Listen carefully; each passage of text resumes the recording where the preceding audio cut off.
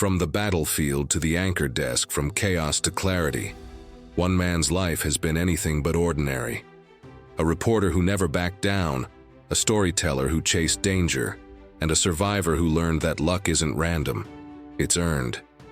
This is the story of Leland Vittert, a journalist who lived on the edge of history and came back with tales that will leave you breathless. Welcome to Born Lucky, where every moment is proof that courage, timing, and fate collide in ways we never expect.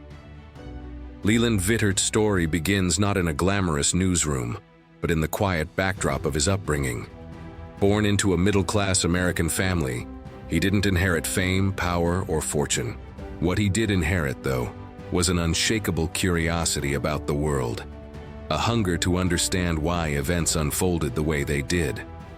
From a young age, he realized that the world wasn't fair, but it was fascinating. Teachers noticed that he was never satisfied with surface answers. He wanted the why behind everything. That hunger would become his compass, leading him into a life where danger, history, and storytelling collided. Looking back, Vittert admits he didn't know if it was talent or sheer luck that kept opening doors for him, but each door led him closer to the front lines of history. Unlike many who stumbled into media, Vittert chased it deliberately. Journalism wasn't just a career, it was a passport to the world. Early in his career, he worked odd shifts and thankless assignments. While others saw small-town news as dull, he treated it like training camp. Every story, no matter how small, was practice for something bigger. But luck, good or bad, was always in the mix. He got chances other reporters didn't, but they came with risks others would never take. Where most reporters shied away from danger, Vittert leaned into it. He understood that journalism wasn't about repeating press releases. It was about being there when the story unfolded. That willingness would define his career. The turning point came in 2011, the Arab Spring. Cairo was in chaos, protests filling Tahrir Square, a government on the brink of collapse, and violence everywhere. Most journalists stayed at a safe distance. Vittert didn't. He threw himself into the storm. He was beaten, chased, and nearly killed, but he refused to back down. His coverage wasn't polished. It was raw, dangerous, and real. Audiences felt the urgency, the heat, the danger in every frame. That was when people began to notice him. Cairo proved two things about Leland. He had courage, and he had timing. He wasn't reckless. He was prepared. But he understood that to tell the truth, sometimes you had to stand in the fire.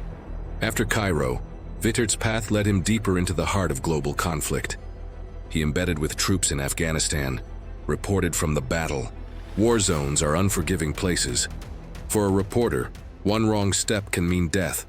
But Vittert had a strange ability to stay calm when bullets were flying. His style wasn't flashy. It was steady, measured, and deeply human. He focused not only on the politics of war, but the people who lived in its shadow: soldiers, mothers, children. These stories revealed the human cost behind the headlines. They weren't statistics anymore, they were voices, faces, lives. But living on the edge has a cost. For every gripping live shot, there were sleepless nights. For every headline-making report, there was a silent scar. The world saw Vittert as fearless, but fear was always there. It had to be. The difference was, he didn't let it paralyze him. He let it sharpen him. At times, he wondered, was this all luck keeping him alive? Or was there something deeper, an instinct, a calling, a strange blend of skill and fate? Journalism for him wasn't glamorous. It was dangerous, isolating, and exhausting. But he kept going because he believed the truth was worth the risk. The title of his book, Born Lucky, isn't arrogance. It's irony. Vittert knew that many times pure chance separated him from tragedy. A bomb that exploded seconds after he walked past. A mob that turned violent just after he slipped away. But luck alone doesn't keep you alive in war zones. His survival was built on preparation, instincts, and a refusal to quit. He came to believe that luck is really about showing up, paying attention, and making choices that others are too afraid to make. Luck wasn't a gift. It was a mindset. Eventually, Vittert transitioned from war zones to the anchor desk, a shift that felt like stepping off a battlefield and into another kind of war, the war of ideas.